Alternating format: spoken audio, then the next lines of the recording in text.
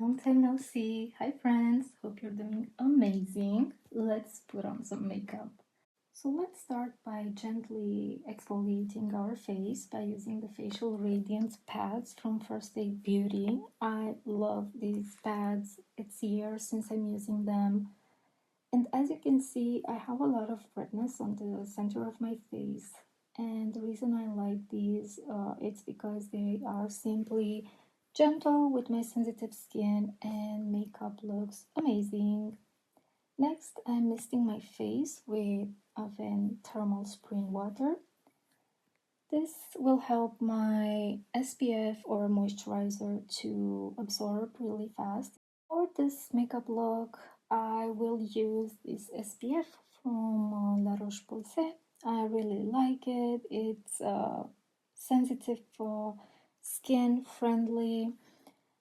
It's very hydrating, absorbs really fast into the skin. As you can notice, the whole process took under 2 minutes, and foundation layers really beautiful on it. Moving on to brows, as you can see, my hair brow tends to grow downwards, which is really so annoying, and it's really stubborn as well, so it's really hard to have a gel that can face it. I tried a couple of brands, but I always go back to Got2b hair gel using my good old trusty Lancome Tank Idol in the shade 021. I like to start by applying a thin layer with my fingers on my whole face, and then use a brush. I like to use a circular brush. This one it's actually in the middle. It's not that dense like you would need for double wear as below there, and it's also not that loose as you would need for MAC face and body. So it's just right in between. This is Smashbox Cheeks brush, and unfortunately it's not available anymore. I'm using Shiseido Synchro Skin Self-Refreshing Concealer in the shade 102 Fair to conceal veins and the darkness in my inner corners, as well as to highlight any area that I would like to bring forward. The problematic area for me is the inner corner of my eyes because I have visible veins which make me look tired, and I also have fine lines, so I need product to cover the darkness, but not that much product to make myself older than I am. To apply my concealer, I like to use a circular brush as well. This is for concealer. It's also from Smashbox. This perspective to see the difference in size compared to the cheek brush. And I always like to start with blending the eye area and finishing off with the areas where I need or like a little bit more coverage. And as you can see, it does a really great job covering the redness, which I'm very happy about. As a powder for my eye area, I really like this Pat McGrath Skin Fetish Sublime powder. It's really a mouthful, and I'm gonna use a circular natural fiber brush, which I'm gonna load with a lot of powder. You can see how finely milled this powder is. Get rid of the excess. And very important, take a clean brush and make sure there is no concealer set in the creases. Otherwise, the powder will set that product there and will make you look older than you really are. For the rest of my face, I will use a finish powder from Bobbi Brown. This is a recent discovery, but I've been loving this since the first use. And once again, I'm using a round natural fiber brush, really working the product into the brush and get rid of the excess as in the previous steps. And again, the application is with tapping motions. I guess the reason I like this product right now is because it's winter here and the air is really dry where I am. But for the summer season, I would probably choose a different powder. If you're confused, don't be. The reason I apply powder on my eyebrows is because the product I will use next will have something to grip on and it will look better. So I'm using NYX Lift and Snatch Brow Tint Pen in the shade Espresso to create small hair strokes, and having them powdered prior will make your job so much easier. I always like to check with mirror if they look similar. I'm not trying to make them look identical because that's impossible for me. But just remember that they are sisters, not twins. After I'm done lining my brows, I use a little bit of setting spray just to make sure that by the time I finish my makeup, I don't have any natural oil surfacing and interfering with the makeup I just applied. Moving on to adding a little dimension to the face, I'm going to use the Hourglass Ambient Lighting Palette, and I'm just going to mix all three shades together, work the product really well in my brush, get rid of the excess, and you know the drill. Small tapping motions.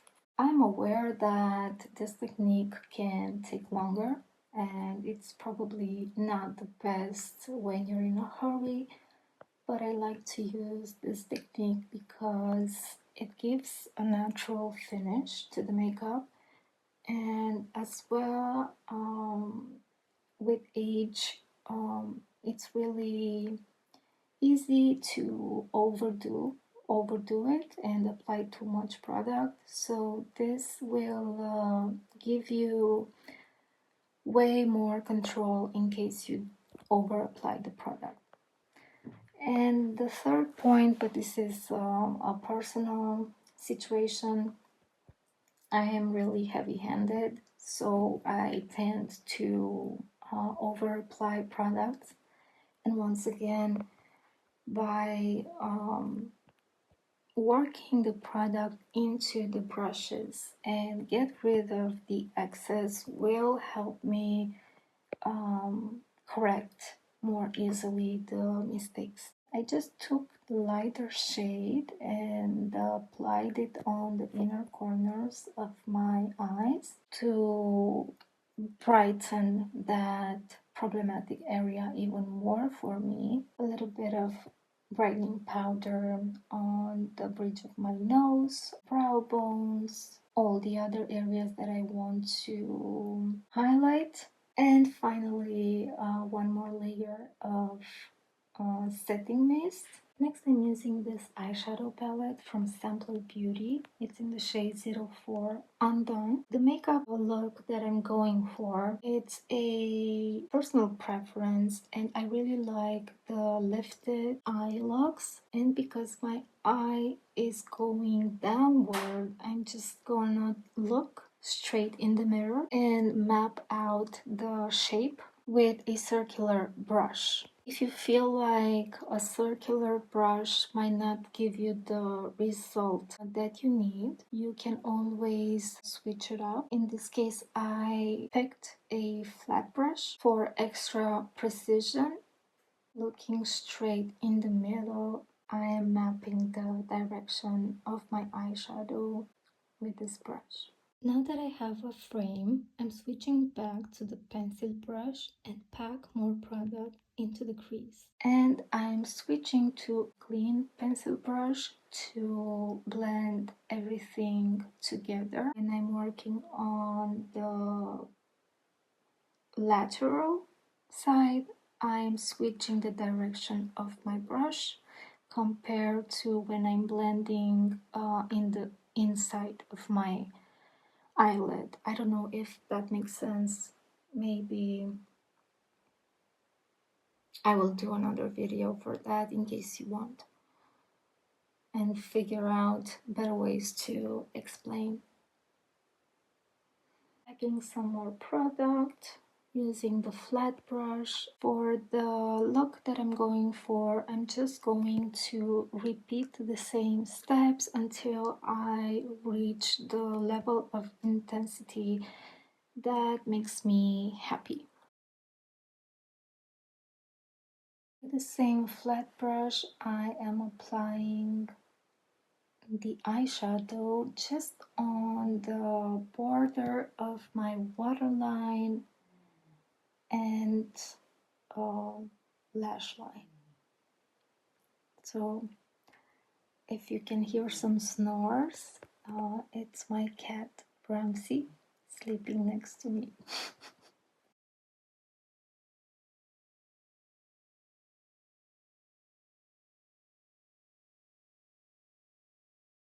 Taking again the Hourglass palette, the lighter shade, and get rid of the excess. I'm going to lightly, very lightly clean up the area. It's probably something that I'm gonna be the only one seeing this, but nevertheless, in case you think you overdone it with the eyeshadow, you can simply take that powder and clean up the blending area, make it look more seamless and polished. From the same palette, I'm taking this sparkly, rosy, gold, champagne, I don't know what shade. It's really, really creamy and buttery, as you can see. It has a really beautiful shine. I will apply it with my finger. I feel like it works better with my finger than with the brush. And only use the brush to blend the edges, like I'm showing you here.